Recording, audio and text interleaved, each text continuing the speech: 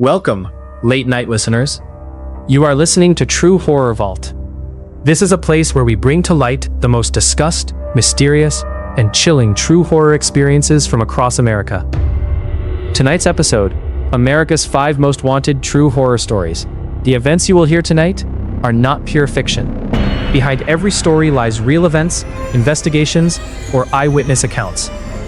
While some details have been dramatized for presentation, the core of these stories is rooted in reality. So, if you are listening to this with the lights turned off, then tonight, you might want to double-check the lock on your door. Let's unlock the very first vault of True Horror Vault. Incident 1. I can never forget that night at the Cecil Hotel.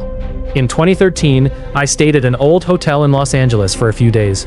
It was the infamous Cecil Hotel. At the time, I had no idea how dark the history of this hotel truly was. Things started getting weird on the very first night. It was around 2:30 a.m. I suddenly woke up. It felt as though someone was walking down the hallway. I ignored it at first, thinking it was just another guest. But the footsteps stopped right outside my door. Complete silence. And then, very softly, knock, knock. 2 gentle taps on the door. I looked through the peephole. Nobody was there. I opened the door. The hallway was completely empty. However, the elevator started moving down on its own. Then it came back up, then down again. Nobody got on, nobody got off. Annoyed, I went back inside my room. Right at that moment, the bathroom tap turned on by itself. I rushed over to turn it off. But in the mirror's reflection behind me, I saw a girl standing. I instantly turned around. No one was there. I looked back at the mirror. She was still there. Head down, soaked hair. Her face completely obscured. I closed my eyes and opened them again. She was gone. The next morning, when I mentioned this at the front desk, the staff member went completely silent. Then, in a low whisper, he asked, "Do you know about Elisa Lam?" I shook my head. He simply said, "If the elevator starts moving by itself again tonight, please, do not step inside."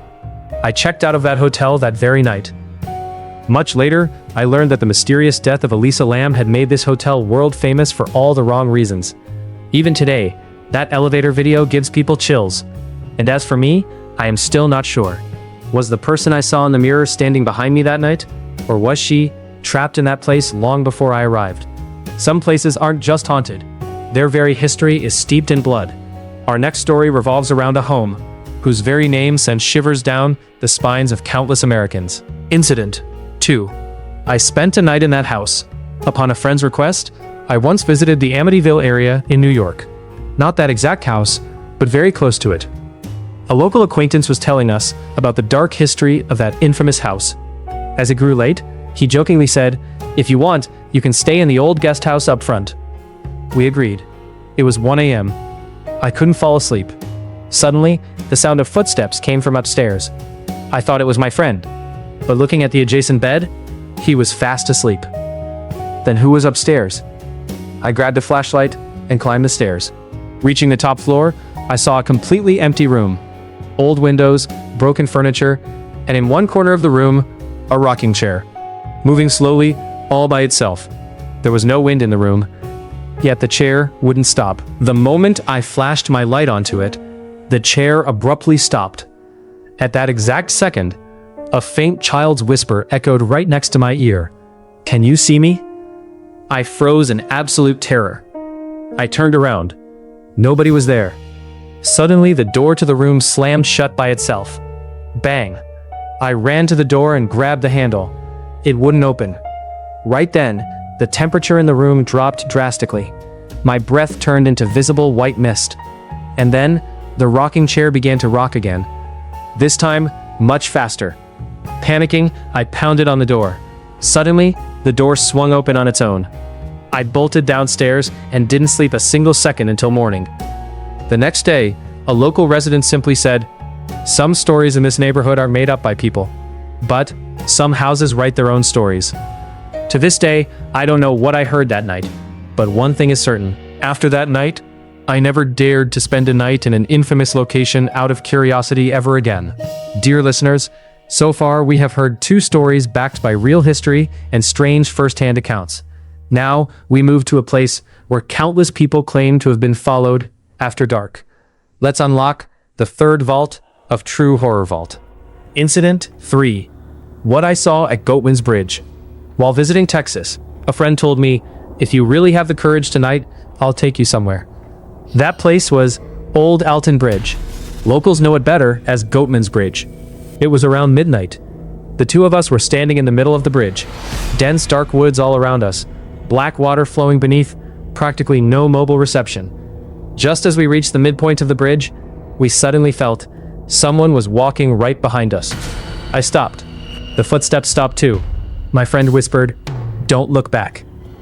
I chuckled. "Why?" He didn't reply, but his voice was trembling with fear. I couldn't control my curiosity. I slowly turned around. At the far end of the wooden bridge, a tall, dark figure was standing, head lowered, unmoving. As I flashed my phone light on it, it took a step forward, then another. We bolted. Fast, heavy footsteps echoed on the wooden planks right behind us. It felt like whatever it was right on our heels. Reaching the end of the bridge, we scrambled into our car and locked the doors. I looked in the rearview mirror. The bridge was completely empty. No one was there. Later, while reviewing the photos taken that night, in one photo right behind the 2 of us, a faint, elongated shadow was visible.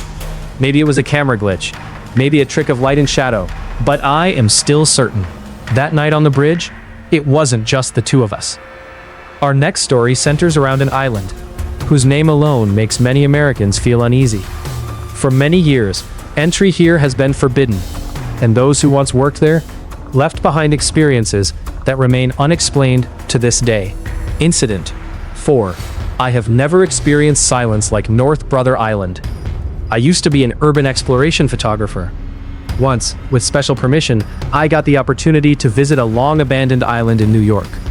It used to be a quarantine hospital complex. Today, just decaying buildings, overgrown roads, and dead silence. Our team split up to photograph different buildings.